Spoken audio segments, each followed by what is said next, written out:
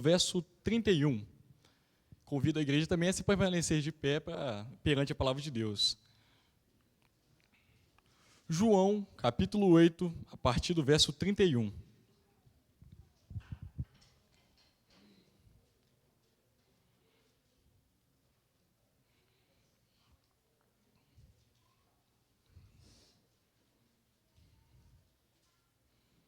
Amém?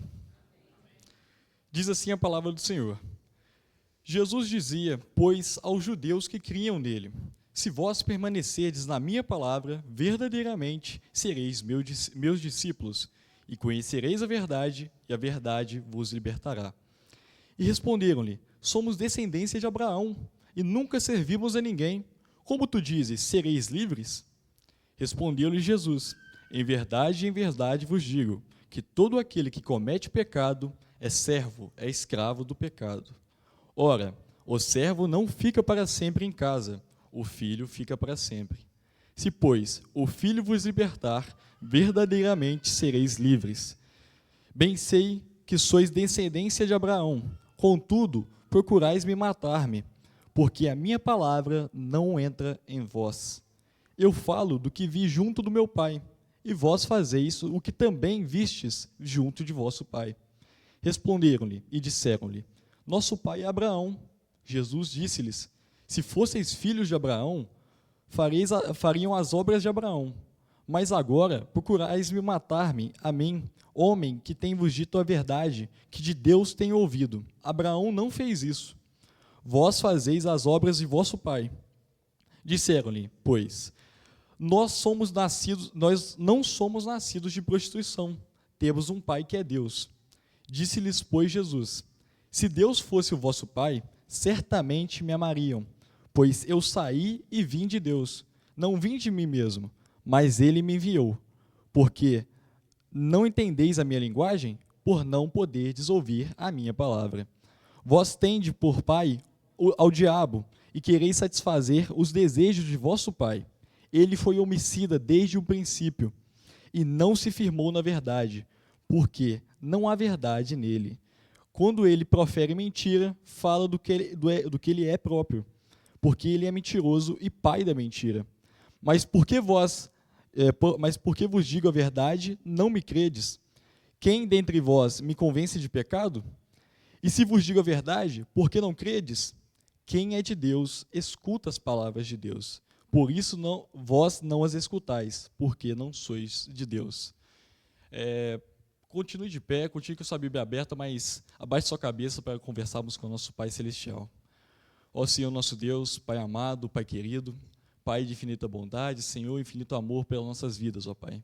Muito obrigado pela sua palavra que lida nessa manhã, ó Pai, que o Senhor possa abrir o coração de cada um nesse momento, ó Pai, para receber a sua palavra e guardá-la no seu coração, ó Pai. Pois somente por ela e somente ela seremos livres, ó Pai. Em nome de Jesus, essa oração que eu te faço, pedindo perdão pelos meus pecados. Em nome de Jesus, amém. Podeis assentar, mas continue com suas Bíblias abertas, pois voltaremos ao texto várias e várias vezes. Primeiramente, para a gente conseguir entender mais sobre o que esse texto tem para nos falar nessa manhã, devemos entender o contexto. O que estava acontecendo naquele momento, o que aconteceu antes, pois aqui a gente pegou a história meio que no meio. Jesus está conversando aqui com alguns judeus, principalmente aqueles que criam nas suas palavras. Mas o que aconteceu antes? Alguns dias anteriores estava acontecendo a festa dos tabernáculos. Essa festa, o povo judeu se lembrava daquele momento que eles estavam sendo livres do Egito. Então eles faziam tendas e moravam em tendas naquele momento, pois estavam em um processo de sair do Egito e ir para a Terra Prometida. Então eles eram nômades, moravam no meio do deserto em tendas. Então esse momento de libertação para o povo era muito importante, por isso eles comemoravam aquela festa. E nessa festa Jesus foi para falar da sua palavra, para falar de quem ele era e da sua missão. E muitos ali não aceitaram aquela palavra de Jesus, mas muitos também creram em suas palavras. Dentre eles os fariseus, que não aceitaram muito bem o que ele estava dizendo, pois ele dizia que ele era a luz, ele dizia que quem está com sede venha após ele e beberá da água e nunca mais terá sede. E os fariseus falavam que aquilo era blasfêmia, que aquilo era uma coisa que não estava nas Escrituras. Então, pediram para os guardas que estavam naquele templo para prenderem Jesus. Mas, mesmo assim, os guardas não prenderam, porque o texto diz que não havia chegado o tempo dele ainda. E também aqueles guardas acreditaram em suas palavras, pois as palavras de Jesus são a verdade, e nós devemos acreditar em suas palavras. Então, entramos no texto de hoje, que começa a partir do verso 31. Eu queria que os irmãos voltassem ao texto, para a gente perceber alguns detalhes. Primeiro detalhe, Jesus dizia, pois, aos judeus que criam nele. Então, perante toda aquela discussão, Jesus voltou o seu foco aos judeus que haviam crido em suas palavras. E disse-lhes a eles, se vós permaneceis na minha palavra, verdadeiramente sereis meus discípulos, e conhecereis a verdade, e a verdade vos libertará. Os versos que acabamos de ler, Jesus direciona a sua palavra especificamente para aqueles judeus que haviam crido em suas palavras e disse que se eles permanecerem naquelas palavras que trazem libertação, que são a verdade que eles precisariam ouvir, eles seriam verdadeiramente discípulos de Jesus e conheceriam a verdade, e essa verdade os libertaria. De primeira, aqueles judeus, ou aqueles fariseus não entenderam o que ele estava falando. O que significa a verdade? Qual verdade é essa que você está nos dizendo? De que seremos livres? E uma coisa muito interessante que a gente vai abordar nessa manhã, que é muito interessante a gente estudar quando a gente vai ler a Bíblia, é o que o autor quis dizer ao povo daquela época. Pois a gente sabe que a Bíblia foi escrita há 2000 anos atrás, alguns versos até mais antigos, no Antigo Testamento, e os versos do Novo Testamento a partir de 90 anos depois da morte de Cristo, pelos seus discípulos e pelos apóstolos. Então, eles tinham um objetivo, tinham um público-alvo, e para esse público que eles escreveram. Mas, óbvio, a Bíblia também serve para os dias de hoje, pois a sua palavra é eterna e permanece para sempre. Então, qual é o objetivo de João ao escrever esse trecho aqui que acabamos de ler ao povo daquela época, aos judeus e aos não-judeus que iriam a conhecer a Jesus? O objetivo de João, ao escrever esse trecho, é mostrar ao povo daquela época que se seguisse as palavras de Jesus, eles seriam libertos. Mesmo eles ainda não entendendo do que eles seriam libertos e qual verdade é essa que pode os libertar. Mas Jesus deixa claro, João nos escreve lá em João 14,6, alguns momentos depois, que Jesus é o caminho, Jesus é a verdade. Então essa verdade que iremos ver aqui agora, nada mais, nada menos é do que Jesus. E o texto também nos deixa algumas lições. Só esses 2 versículos nós já temos algumas lições para os dias de hoje. A primeira lição, só seremos verdadeiros discípulos de Jesus se permanecermos nas suas palavras. Só podemos nos tornar verdadeiros discípulos se ouvirmos, entendermos e praticarmos as palavras de Jesus. Segunda lição que esse texto pode nos deixar aos dias de hoje. Só encontraremos a verdade em Jesus. Isso também fica muito claro em João 14,6. Eu sou o caminho, a verdade e a vida. Então, você não pode encontrar a verdade a não ser em Jesus. Eu não precisaria dar muitos exemplos aqui, mas um exemplo que eu gostaria de dar, que aconteceu recentemente, foi como é que eu posso dizer, uma fala do Papa aí, que não deu muito certo, as pessoas não entenderam muito bem, que ele disse que todas as religiões podem levar a Deus. Onde isso a gente pode observar isso na Bíblia? Onde só Jesus pode nos libertar, só Jesus é o caminho que devemos seguir para irmos a Deus. Então, não precisaria dar muitos outros exemplos, mas a gente já pode entender que só em Jesus encontraremos a verdade. E a última lição que a gente pode aprender só com esses 2 versículos aqui, é que quando somos verdadeiros discípulos, conhecemos a verdade e por meio dela somos livres. Continuando no texto, nos versos 33 e 34,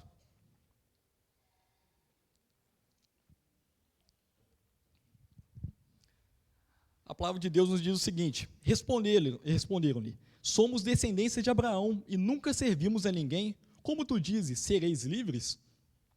No verso 34, responderam-lhe Jesus, em verdade vos digo, que todo aquele que comete o pecado é servo, em algumas traduções vai estar escrito escravo do pecado. A primeira coisa que eu observei, eu acho que os irmãos também devem ter observado quando leu esse texto, é uma pequena contradição daquele judeu ao dizer, somos descendência de Abraão, ok, todo judeu é descendência de Abraão, veio de Abraão, e nunca servimos a ninguém. Eu não sei se os irmãos se lembram, mas a história do povo de Israel é uma história de escravidão, é uma história de servidão a outros povos. Eu poderia ficar aqui a manhã toda falando alguns povos que o povo de Israel serviu, mas alguns deles foram os principais. O povo do Egito, os egípcios, em 1450 aproximadamente antes de Cristo, logo após a Babilônia, em 586 a 538 antes de Cristo. Aí vieram os persas, em aproximadamente 538, com a referência lá em Esdras 1, com a reconstrução do templo. E naquele exato momento em que Jesus estava vivendo e que aquele judeu havia falado essas palavras, eles estavam sendo escravos de Roma, estavam servindo a Roma. Então, de onde vem essa fala, nunca servimos a ninguém? Como tu dizes, sereis livres? Aí eu me lembrei, o nosso maior escravocrata, a nossa maior prisão, aquela que coloca uma venda em nossos olhos, o pecado. Eu pensei, será que aquele homem estava perdendo as suas memórias? Será que ele não conhecia a sua cultura? Será que ele estava doente? Ou alguma coisa do tipo? E eu cheguei à conclusão que sim, aquele homem estava doente. E o nome dessa doença é pecado. Seus sintomas são perca de memória e dependência total. A partir do momento que você se torna escravo do seu pecado, escravo do pecado, ele tira suas memórias, não te deixa lembrar daquele que te salvou, daquele que pode te salvar e te libertar dessa prisão. Ele te faz totalmente dependente. Esse é o maior perigo do pecado. O povo judeu, o povo de Israel, já havia sido escravo de muitos outros povos, mas um que eles nunca perceberam e que sempre estava presente em suas vidas era o pecado. Mas Jesus continua, no verso 34, nos afirmando isso. Respondeu-lhe Jesus, em verdade vos digo, que todo aquele que comete o pecado é escravo do pecado. Então, isso não se dá só ao povo daquela época, ainda está presente em nós, nos dias de hoje. Assim como eu disse, a gente vai observar uma forma muito legal de estudar o texto, é observar o que o autor estava querendo dizer ao povo daquela época. Então, qual era o objetivo de João ao escrever esse texto? Mostrar para aquele povo que nenhum dos outros povos que haviam escravizado Israel era tão perigoso quanto o pecado, e que só Jesus pode nos libertar desse pecado. Algumas das lições que podemos observar no texto e trazer para os dias de hoje é que ainda somos escravos do pecado. Infelizmente, essa é uma verdade que ainda temos que absorver e entender, para assim sermos libertos. Outra lição é que só Jesus tem poder de nos libertar verdadeiramente. É impossível você se libertar sozinho. É impossível alguém te libertar, a não ser Jesus. Pode vir um papa, pode vir um padre, pode vir um pastor, pode vir um pai, uma mãe, ele não vai ser capaz de te libertar do seu pecado. Até um remédio. As pessoas às vezes tomam remédio, eu consegui ficar tantos dias sem voltar a esse vício e tudo mais, mas só Jesus pode te libertar verdadeiramente e nunca mais você voltará a ser escravo do pecado. Continuando nos versos 35 e 36, diz assim: ora, o servo não fica para sempre na casa, o filho fica para sempre. Se, pois, o filho vos libertar, verdadeiramente sereis livres. A primeira coisa que a gente tem que entender nesse texto é a diferença entre servo e filho. O servo a gente pode compreender, trazendo-nos para os dias de hoje, também ao povo daquela época, aquela pessoa que ouve a palavra, de certa maneira até tenta praticá-la, mas a sua escravidão pelo pecado, a sua venda que está posta em seus olhos, as suas algemas que estão te prendendo, fazem ele voltar ao pecado. Então ele escolhe continuar sendo servo. Ele tem a sua escolha de se tornar filho ou permanecer servo, e ele escolhe continuar sendo servo. Mas o filho não. Se os irmãos voltarem, não vai ser preciso, mas lá em João 1,12, nós temos a maior boa notícia que poderíamos receber, nós que somos servos do pecado. João diz: mas a todos quanto o receberem, deu-lhes o poder de se tornarem filhos de Deus, aos que creem em seu nome. Que boa notícia que é essa? Nós somos servos do pecado, estamos presos no pecado, esse pecado nos condena e nos faz caminhar a passos largos à perdição total. Mas Deus enviou o seu Filho, e todo aquele que crê e receber Ele em seu nome, ele se tornará filho de Deus. Só Jesus pode nos libertar. Voltando novamente, o que João quis dizer ao povo daquela época? Agora que o povo já havia entendido que eram escravos de seus pecados, de suas próprias vontades, de seus desejos carnais, eles teriam que entender que só o Filho de Deus poderia os libertar dessa prisão. Lá em Romanos 5:20 diz: onde abundou o pecado, superabundou a graça. E essa é a boa notícia que aquele povo deveria receber. Mesmo estando preso em seus pecados, Jesus pode ter a sua infinita graça e recebê-los, e perdoá-los seus pecados, e dar o poder de se tornarem filhos de Deus. Algumas lições que esse texto nos deixa para os dias de hoje é que há diferença entre o filho e o servo. O servo, assim como eu disse, é aquele que escolhe permanecer no pecado.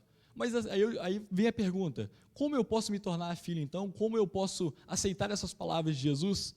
Aí vem a entrega total, o esvaziamento total. Jesus não deu só alguns anos de sua vida por nós, ele deu toda a sua vida. Jesus não morreu por alguns dos nossos pecados, ele morreu por todos.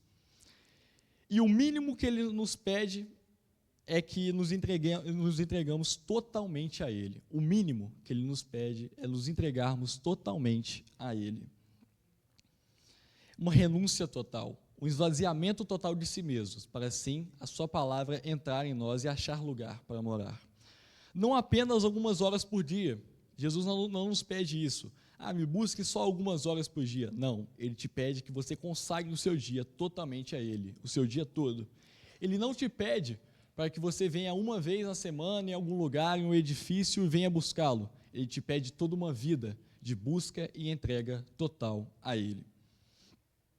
Todos os dias devemos dizer, João 3:30, é necessário que ele cresça para que eu diminua, para que um dia possamos dizer, Gálatas 2:20, já estou crucificado com Cristo, e vivo não mais eu, mas Cristo vive em mim. E a vida que agora vivo na carne, vivo-a na fé do Filho de Deus, o qual me amou e se entregou a si mesmo por mim. O texto continua nos versos 37. Bem sei que sois descendência de Abraão, contudo procurais me matar-me, porque a minha palavra não entra em vós. Aqui o texto já muda um pouco para diferenciar a descendência carnal da descendência espiritual. Todos nós conhecemos Abraão, conhecido como o pai da fé, um homem obediente, íntegro, que Deus tem uma grande promessa para aquele homem. Então, Jesus afirma que ele sabe que aqueles homens eram descendentes de Abraão, mas eles fizeram diferente de Abraão, procuravam matar Jesus e não obedecer à palavra de Deus, porque a palavra de Jesus não encontrava espaço em vossos corações. A palavra de Jesus não encontra espaço, primeiramente, por falta de fé. Aqueles homens não tinham fé nas suas palavras.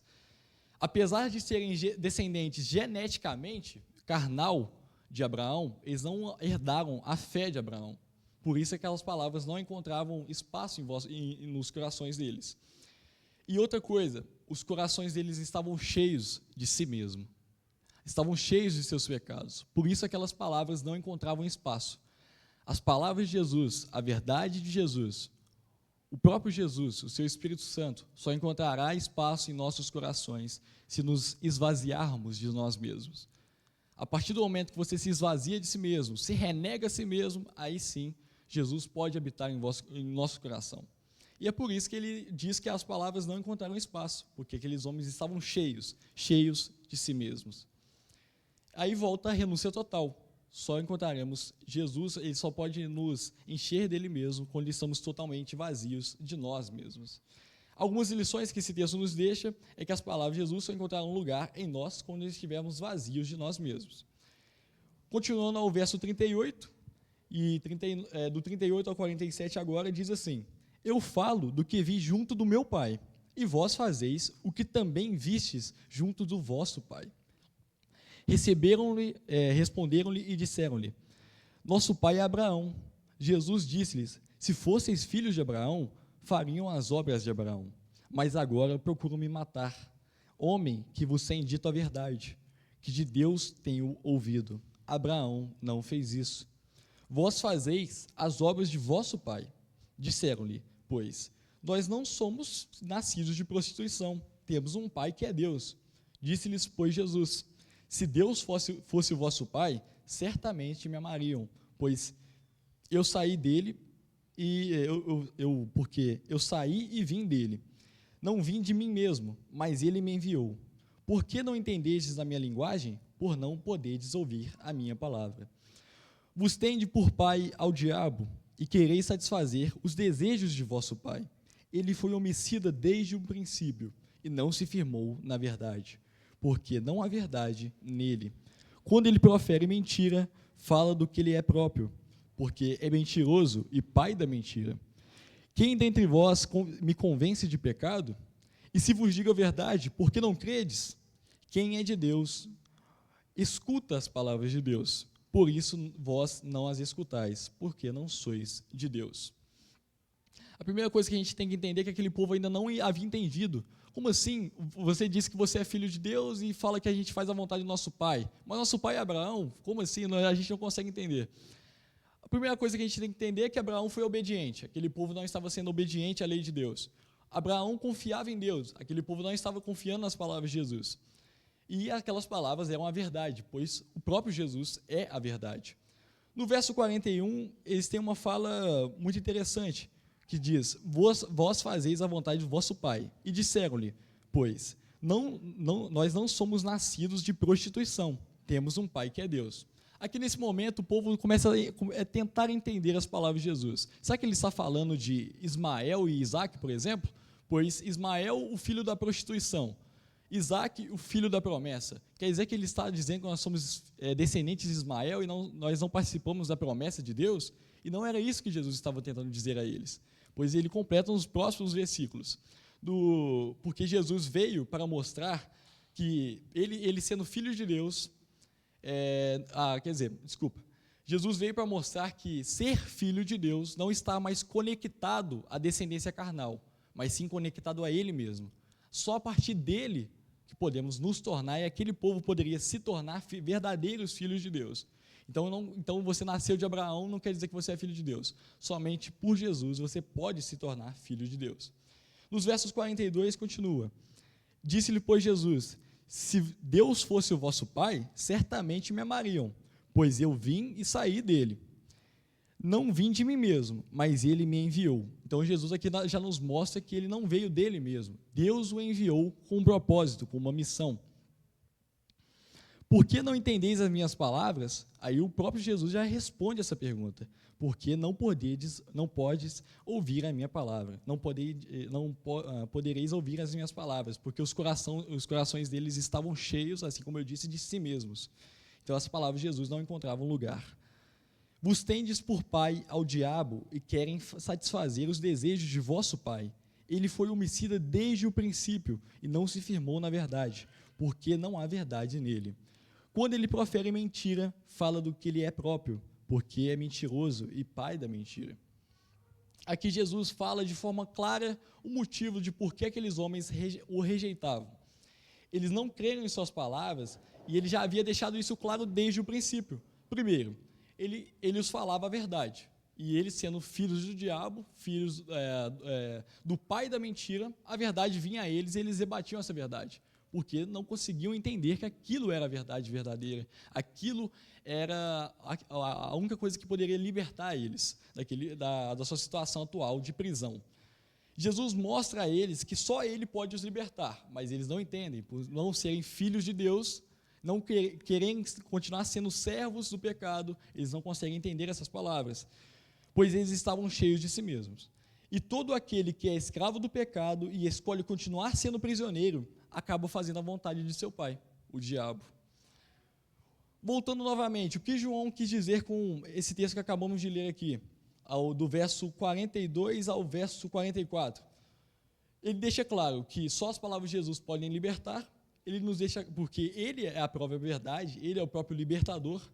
As palavras só encontrarão lugar em nossos corações quando nos esvaziarmos de nós mesmos, e aqueles que verdadeiramente receberem essas palavras serão filhos de Deus. E nos versos 45 e 46, aqueles homens não acreditavam em Jesus, porque ele dizia a verdade, e seus corações estavam corrompidos pela mentira, pelo pecado, que não vos deixava entender essa verdade. E ele finaliza no verso 47, Quem é de Deus, escuta as palavras de Deus.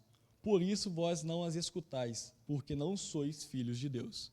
Nesse momento, eu imagino aqueles judeus, aquele povo assustado, por Jesus dizer que eles não eram filhos de Deus, verdadeiramente filhos, porque toda a sua história, toda a sua cultura eles dizia: não, você é um povo escolhido, não, Deus te escolheu desde o princípio, mas Jesus vem e fala: não, você não é filho de Deus, você permanece no pecado, você escolhe todos os dias continuar no seu pecado e não obedece naquela época a lei de Moisés, então você continua sendo escravo desse pecado.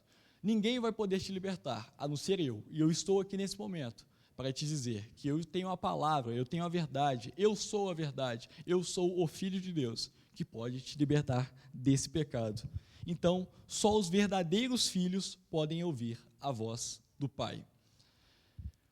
A última coisa, finalizando a mensagem, é que não sei se os irmãos estão acostumados com esse termo, mas quando a gente estuda a palavra de Deus, é muito interessante a gente observar a teologia bíblica desse texto que acabamos de ler.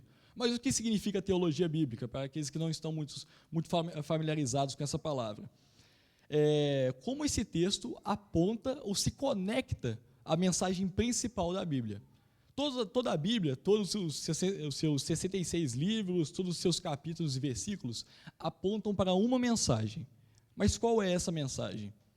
A mensagem principal da Bíblia, a sua grande mensagem, é que o próprio Deus se humilhou a si mesmo, tornando-se carne, e se sacrificou, pagando o alto preço pelo meu e pelo seu pecado. Por amor, por graça, por misericórdia, Ele nos amou a esse ponto, assim possibilitando que o homem se conectasse novamente com Deus, pois isso era impossível por conta do pecado.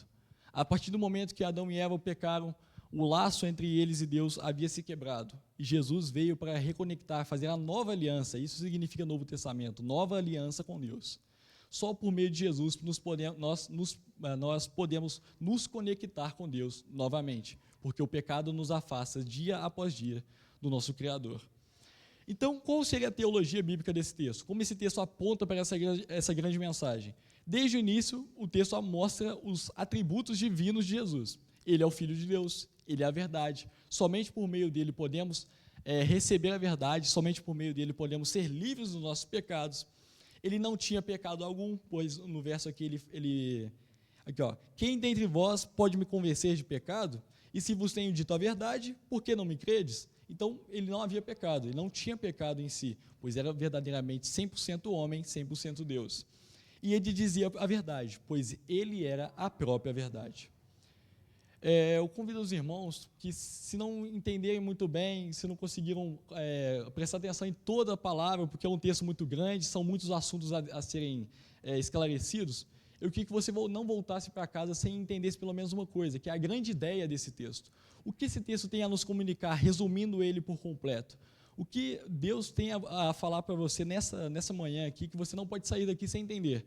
Porque você pode até não ter prestado muita atenção, pode até ter se perdido algumas horas porque o texto é muito grande, mas há uma mensagem principal que esse texto tem para nós nessa manhã. Jesus, o Filho de Deus, o único que pode nos libertar verdadeiramente de nossos pecados e nos tornar verdadeiros filhos de Deus. Eu vou repetir para ficar bem frisado, para todo mundo conseguir entender. Jesus, o Filho de Deus, o único que pode nos libertar verdadeiramente de nossos pecados e nos tornar verdadeiros filhos de Deus. Que a palavra